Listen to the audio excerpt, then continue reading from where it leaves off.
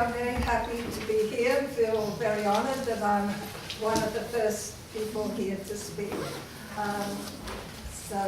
And I've decided I'm going to read my paper because otherwise I know I get wandering off in tangents and then I need to be brought back.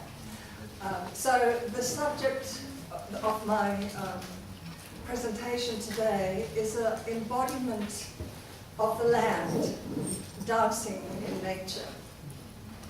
And it was during the 1960s and 1970s, I sometimes drove alone out to the desert towards Broken Hill from Adelaide, where I was living at the time, or to the coast south of Adelaide.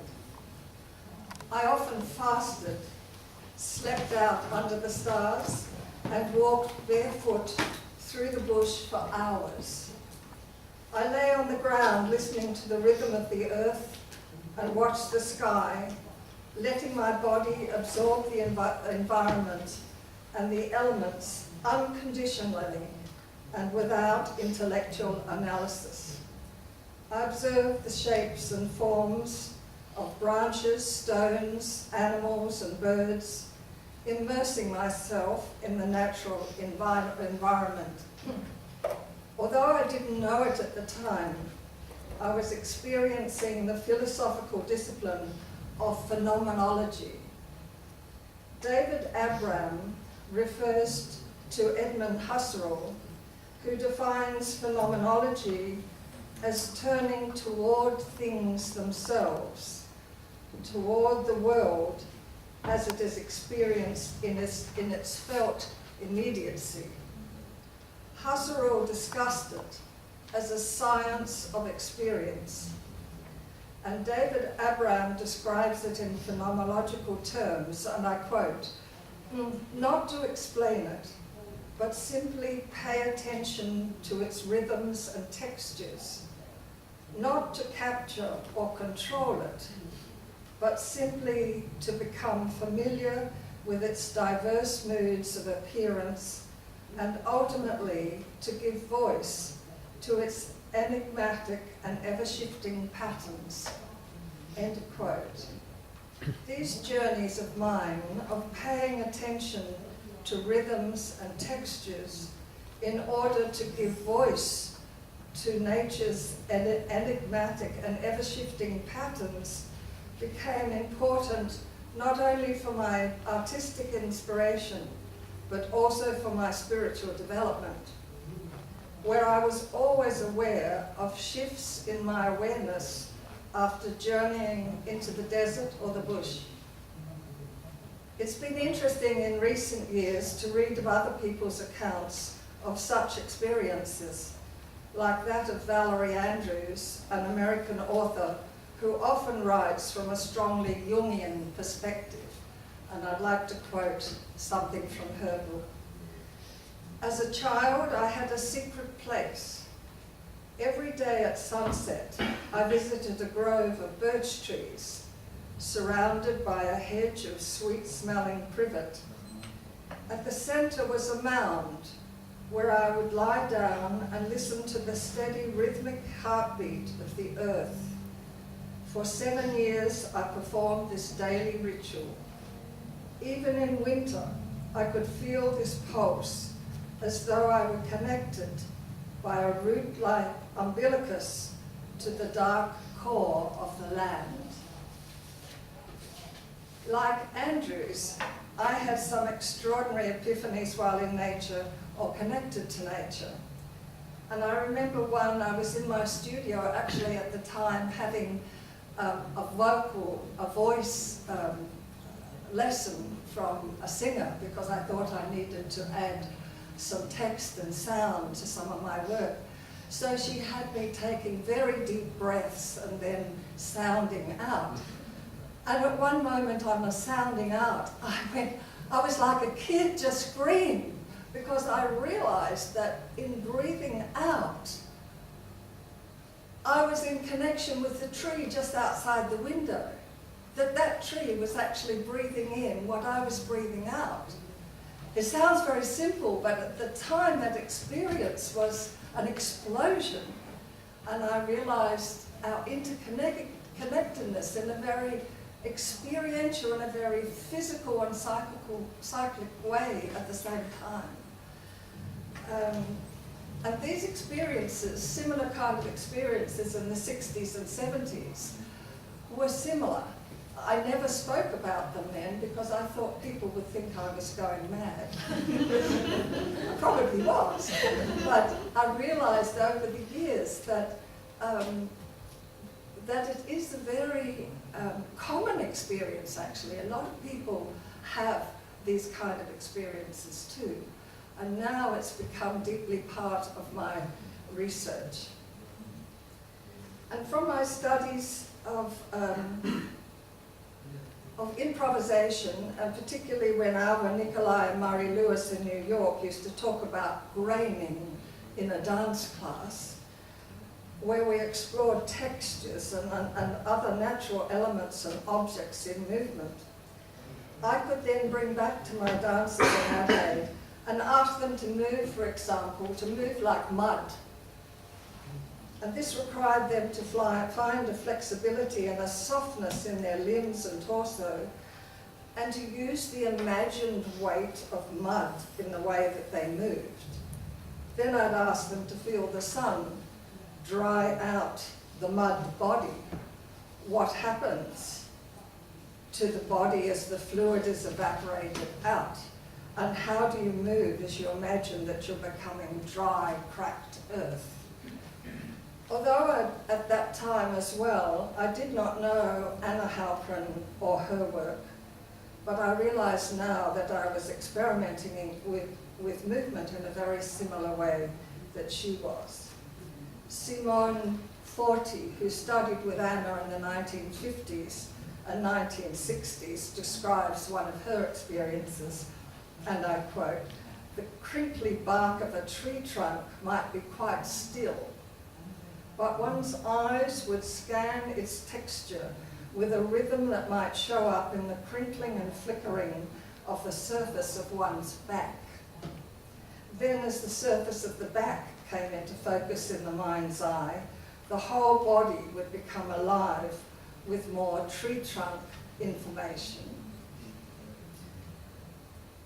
So in the 1960s, I would also introduce dance scores based on textures, and I'd invite the dancers to continue to move organically, improvising to images or movement qualities which I suggested in a kind of stream of consciousness way. I then shaped their movements, groupings and positions to evoke the natural forms and rhythms and feelings that I found myself in the landscape. From Anna, she would explain, by becoming an extension of your environment, you begin to free yourself to appreciate the very characteristics of what a human being is.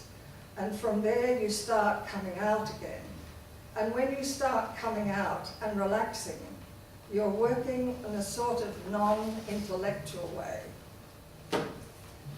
So during our excursions in the 60s with the dancers to the bush or to the coast, I encouraged the dancers to listen to their bodies, to improvise on site, experiment and find new movement pathways. And as Anna goes on, she says, the process is the purpose. Let us be, let it keep growing, and something will happen. And what happens generates its own purpose. In this sense, it is non-intellectual and very nature-oriented. In Anna's research to find a dance that resonated with her, she consciously looked for something beyond dance techniques. And through dancing in nature, she believed she found the nature within, the true nature of her body itself. In the early 60s, a film crew from the BBC came to Australia to film contemporary Australian art practices. As artistic director of Australian Dance Theatre at the time, I was invited to present some of my choreographies. I chose two works, one of which was Sun and Moon, and I expected the the film crew to come to the studio. But they said, no, we want you to take you out on site. Australia is known for its extraordinary wildernesses and huge expansive landscape. That's what we want to show. Luckily, the works I'd chosen were inspired by the natural world, and in the locations that we found, they looked quite extraordinary. Seeing the dancers perform the sun and moon on the wild deserted beach with its high prehistoric-like cliffs, white sand and rocky outcrops over which the waves broke relentlessly, something changed in me. The performance suddenly took on another dimension. And I think it was here that the idea of a dance practice in nature began for me. Here are a couple of photos taken at the time. Jennifer Barry as the sun, and Bert Terborg as the moon. The other piece that I showed was from a work called Landscape, and this was about Leichhardt, the explorer. However, it was not until many years later that I made a conscious shift to working not so much in black boxes and traditional theatres, but to outside in the natural world. For a period of my life, I lived in Liguria in Italy, and at this time I lived very close to nature. So when I returned to Australia in 1987, I wanted not only to live close to the land, but also to have my dance practice. It was then I moved to Lake George in New South Wales and set up Mirror Creative Arts Centre, and I'm still there. Inspired by the landscape of the lake and the mountain behind, I began creating choreographed works, not only for the theatre, but also in the environment. Performances in nature are nearly always experiential events, and not just spectacles. So when presenting a dance work in nature, my aim is to be a voice for the natural world. I also aim for the audience members to experience nature in a new and different way. I want to shake them out of just seeing beautiful scenery or panoramic views, or worse still, to just take nature for granted. So I often engage audiences in participatory ways so that they become witnesses rather than spectators. And I give them opportunities to go deeper into deeper dimensions than the everyday. For the duration of the performance, the audience is focused on the natural world and on performers in unusual situations. Audience patrons will feel the wind in their hair, smell the earth, and even have the feel of the sun or the rain on their skin. At the same time, I share the art of the dance with them. The performances therefore become not only a performance, but a very direct reminder of our relationship to our environment. Over the last 35 years, I've created many site-specific works, most of them specially created for whichever space I choose. These have included Skanjaruska, which was in a quarry in South Australia, commenting on the devastation of the bushfires. In 1983, there'd been a terrible bushfire in the Adelaide Hills, and 5 years later, I presented Skanjaruska, because I'd been very affected. My grandfather's house had been burnt in that fire, and I'd seen it on television while I was living in Italy, and it was like seeing my childhood burning. So I knew then I had to do something for my own relationship with the Australian bush. Another one was from A View to a Vision, which was created in a dry riverbed. So, In Search of Sophia was a very personal ritual. The universal lake was a contemporary myth on the lake in front of Mirror. Interestingly enough, the sculptor for this piece had first studied dance, reflection, participation, partnership, and imagining and connection. Under immersion, sensing is the main focus, being conscious of seeing, hearing, smelling, tasting, touching in the particular place. Participants are encouraged to experience the temperature, for example, and the various textures of the innate and living things near them. We do this with eyes open and eyes closed, and with bare feet. I've sometimes done some workshops.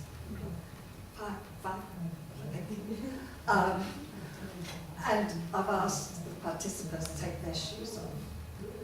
That's very confronting.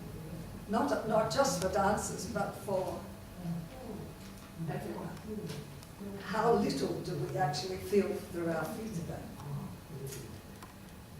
So under immersion, it's the sensorial aspect that's very important. Under reflection, I asked the dancer participants to become aware of elements of earth, air, fire, and water, and to reflect on their own bodies, listening to their breathing and various other systems in their bodies. How does our body relate to the natural world? What different forms and shapes do we see? How do we mirror nature? What emotions arise? And what do those emotions arise in the body? Where do they arise? In being conscious of partnering and participation with nature, we must be aware of how we participate and cooperate with the natural environment. And I give exercises for various dimensions, various movements of other moving things. We become aware of the space, of things vertical, things horizontal, what animal, insect, other animals are there.